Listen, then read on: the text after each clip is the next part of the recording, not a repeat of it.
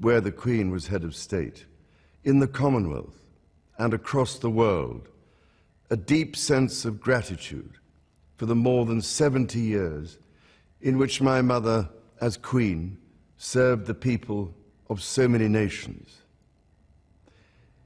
In 1947, on her 21st birthday, she pledged in a broadcast from Cape Town to the Commonwealth to devote her life, whether it be short or long, to the service of her peoples. That was more than a promise. It was a profound personal commitment which defined her whole life. She made sacrifices for duty. Her dedication and devotion as sovereign never wavered through times of change. Britain is cracking under pressure, and even the King seems fed up. After Nigel Farage's Reform UK delivered a shockwave in the 2025 local elections, Prime Minister Keir Starmer responded not with reflection, but with a sweeping war on dissent. The message? Challenge the system, and the system bites back. But the crackdown has backfired, spectacularly. Instead of tightening control, it unleashed a national firestorm. Arrests swept across the country, farmers dragged off their land, protesters silenced mid-chant, everyday citizens detained for little more than criticising Labour policy online. It sounds like something out of dystopian fiction. But this is Britain in 2025. A democracy that now jails its people for losing faith in their leaders. And behind palace walls, fury erupted. Sources close to Buckingham Palace say King Charles lost all composure when he was briefed on how peaceful farmers and voters were forcibly removed from protest sites. The monarch reportedly exploded in rage, not just at the brutality, but at what Britain is becoming. Farming is a family affair for Steve Ridsdale. He lives on this 260-acre farm in East Yorkshire with his wife and son. It's owned by his 81-year-old father, Terry. When he passes the farm on, the changes to agricultural relief means that Steve will face an inheritance tax bill of up to £600,000. I've got 10 years to pay that tax, but if the farm doesn't make enough margin to pay the tax, so we would have to sell. I'm not sleeping. I feel like I've worked all my life and everything I've ever earned is going to have to go on tax because of my dad's age and because we're unlikely to be able to get life insurance for him. And if we can get life insurance, the premium will be horrendous. The farm's been in the family for generations, but now owner Terry Ridsdale fears for its future. We came here in 1960 and it's been our lifetime looking after stock, our own cattle and now these bed and breakfast ones. And when working the land, it could all go now with this new budget. It's a nice life, really, that's working outside all the time. But will the younger generation want to continue? My grandchildren, doubtful. Along with working on the farm, Steve's the chair of the British Farming Union. He says farmers will take action if the government doesn't rethink changes to inheritance tax. Some of them are saying, well, we're going to have to push back at this and we're not going to cooperate. And they're starting to say, well, are we going to take the sewage sludge? Something like 85% of all the sewage solids go back to farmland. So farmers are saying, well, if you're not going to help us. Some weren't even on the streets. Just speaking up at local meetings was enough to get them hauled away. The spark? A deeply unpopular move by Starmer's government, a sweeping new inheritance tax on agricultural land. For many family-run farms, passed down for generations, it was a death sentence. Suddenly, cherished family estates were being sold off just to cover tax bills. Entire rural communities felt betrayed, and they didn't stay silent. What followed was a rural uprising unlike anything modern Britain has seen. Across Kent, Lincolnshire and Tyneside, the countryside roared back. Tractor convoys jammed highways, livestock markets shut down, fields transformed into protest camps. Thousands of furious voices rose up in unison, demanding to be heard and refusing to be ignored. But instead of opening a dialogue, the government chose force. Police were deployed en masse. not to protect, but to silence. What began as peaceful protests spiraled into something darker. Over 300 arrests were made, many without formal charges. Most remain in custody, their only crime speaking out. Social media exploded with haunting footage. Crying mothers, elderly farmers in handcuffs, teenagers shoved into police vans. These weren't rioters, they were citizens, and the images struck a nerve far beyond the farming towns. Anger spread fast. In cities and suburbs, voters who dared to question Labour MPs about brutal tax hikes, slashed benefits, and unaffordable energy bills found themselves ejected from town halls and, in some cases, detained under sweeping new public security laws. What began in the fields has become a national reckoning. Obviously, to look at a new development, a very exciting development just outside Milton Keynes, which is going to be homes for very many people. And yes, there was a protest there, and to some extent that draws out quite an important discussion that we have to have as a country, because we passed a budget in the autumn of last year that had to do two things. The first was to stabilise and balance the books, the economy, and the second was to invest in things like our NHS and in housing. And we're seeing some early figures that are welcome. Obviously, the interest rates were cut for the third time since we've been in government last week. We've had growth figures today coming out showing growth in the economy, small but important steps. And of course, that means that mortgages will go down, and also NHS figures that show. So now the question hangs heavy in the air. What kind of government arrests its own people simply for speaking their minds? The answer is simple. One that's out of ideas, out of patience, and dangerously close to losing control. But behind the palace gates, something is shifting. If insider reports are to be believed, King Charles is done biting his tongue. After months of watching the nation unravel, the monarch may finally be preparing to speak, not just as a figurehead, but as a force Britain hasn't seen in generations. Known for his calm and diplomatic manner, he was reportedly enraged after viewing footage of a disabled veteran being removed by police during a protest in Yorkshire. In a private meeting with senior advisors, His Majesty is said to have slammed his hand on the table and declared that this was not the country his mother left behind, that it had become authoritarianism dressed up as progress. Not long after, King Charles reportedly placed a private call to Prime Minister Starmer and delivered a chilling warning. The government was testing the patience of the nation and of the crown itself. When the monarch breaks his silence, the crisis is no longer political, it's existential. Yet Starmer didn't flinch. Instead, he doubled down. Protest laws were tightened, digital surveillance ramped up, and vague threats about new restrictions on political speech began to surface. There's growing fear that these new powers won't stop with protesters. They'll be used to cripple Reform UK, the political wildfire threatening the status quo. But Starmer seems stuck in an old playbook. This isn't the 1980s anymore.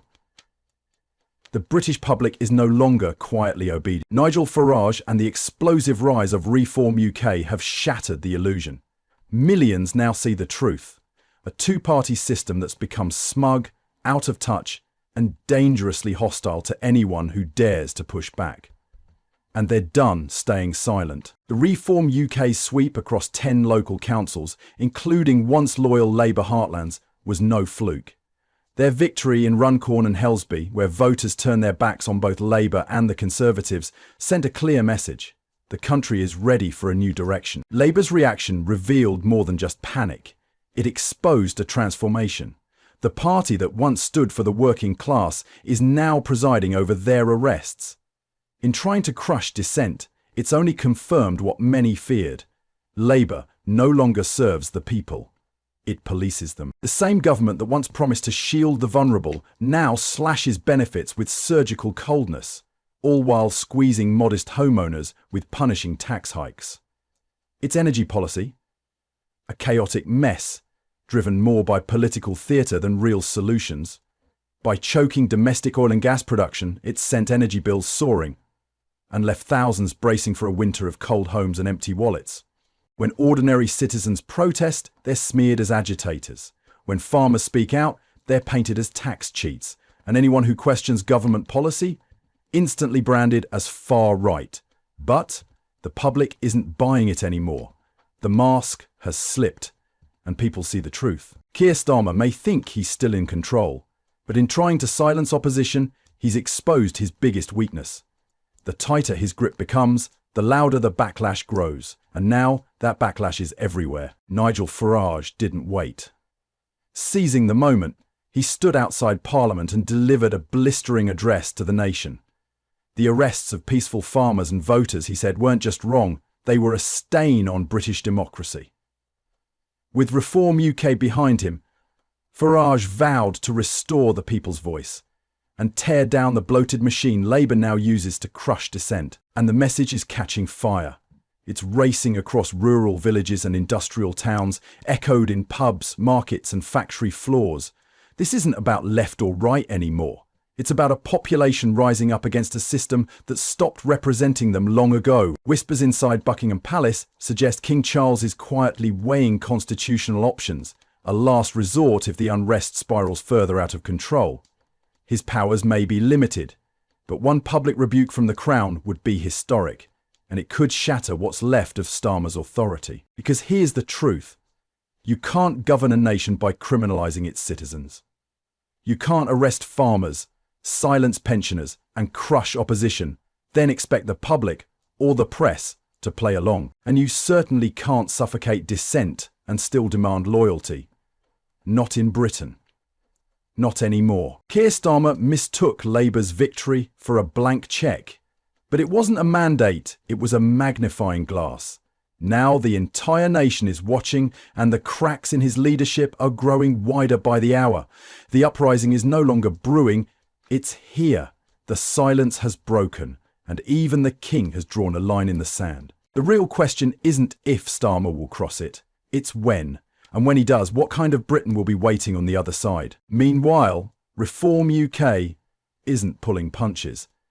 In her fiery victory speech, Andrea Jenkyns unleashed a scathing attack, accusing her rivals of orchestrating a campaign built on smears, dirty tricks, and character assassinations. The gloves are off. The battle lines are clear. Jenkyns didn't stop at general accusations. She alleged that Conservative insiders had pressured police to sabotage her campaign, while rivals stooped to smear her personal life, including whispers of an inappropriate relationship with a political colleague. But she saved her sharpest words for one rival who mocked her for not being local. With biting precision, Jenkyns fired back, pointing out the irony of being questioned by someone with a South African accent. Once seen as a rising star within the Conservative right, Jenkyns made one thing clear. She's no longer following their script. She's carving out her own path, and it's heading straight into the heart of Britain's political reckoning. The newly elected MP wasted no time drawing battle lines. Jenkyns tore into the government's immigration policy, blasting the use of taxpayer money to house migrants in hotels. She pushed for a tougher, more cost-effective model. Temporary camps modelled after France's system, calling it a sustainable alternative that puts citizens first. Now, holding the reins of a £24 million sterling, 0 pence, regional budget, Jenkyns will oversee critical portfolios like transport planning, vocational training and economic development across a region of 4 million people. And if her victory speech was any indication, she plans to lead with fire. Witnesses say the speech was so blistering her opponents walked off the stage in protest, leaving Jenkyns standing alone at the mic, delivering her final words to a room frozen in disbelief. That's where they should. And, well, illegal migrants, people come here illegally, they should be put in tents like they do in France. People are seeking asylum should also be put in tents? Well, I think genuine asylum seekers, like Ukraine, etc., that's a different matter. And then you also accused one candidate of... She said you were parachuted in, yes, and you made a comment about her South African accent. What did you mean by that? Well, what I meant is, how can they say I've been parachuted in when I spent most of my life in Lincolnshire, school, Why mention the accent, sorry? Because the irony of saying someone's been parachuted in who's not even from the country. I mean, I went to school, college, university, so I think... So someone who's got an accent can't be from this county? I think, actually, I'm not even going to answer any more of your questions. I think that your questioning is quite divisive. You're looking into things when it was a little play with words, it was a little joke because of the irony. Do you not understand irony? The only reason I'm asking is because Reform get a reputation for these divisive politics. Questions. Thank you very much. Thank you. A sensible question. Thank you. My first... Andrea Jenkins wasn't just celebrating a local victory. She was unveiling a manifesto for Reform UK's national ambitions. Framing Lincolnshire as the launchpad for a full-scale political revolution, she declared the result a historic breakthrough. With fierce conviction, she promised to dismantle the bloated, sluggish machinery of government and build something leaner, smarter, and truly accountable. This wasn't just a win, it was a warning shot. Reform UK isn't aiming for influence, it's aiming for power. I think the people, the working man and woman and businesses want national government to listen to them and listen to them properly to help drive this great country forward. That's interesting. You quite clearly, Ross, take your time, take a sip of water. Just listening carefully to you, you quite clearly are worried that Keir Starmer is not listening to the concerns of most voters in this country. I know you suggested that on several occasions. What would you say directly to him? What I'm saying to Keir is this. He needs to listen and take action, but also remember they've been in government a short length of time. We've got to drive places like Doncaster forward. Keir's got to drive the country forward and actually deliver economic growth so all can prosper. And is he doing? But Andrea Jenkins isn't the only one forcing Keir Starmer to face reality. In Doncaster, incumbent Mayor Ros Jones held onto her seat, but just barely, scraping by with fewer than 700 votes. And instead of a victory lap, Jones used the moment to send a stark warning to Labour's national leadership.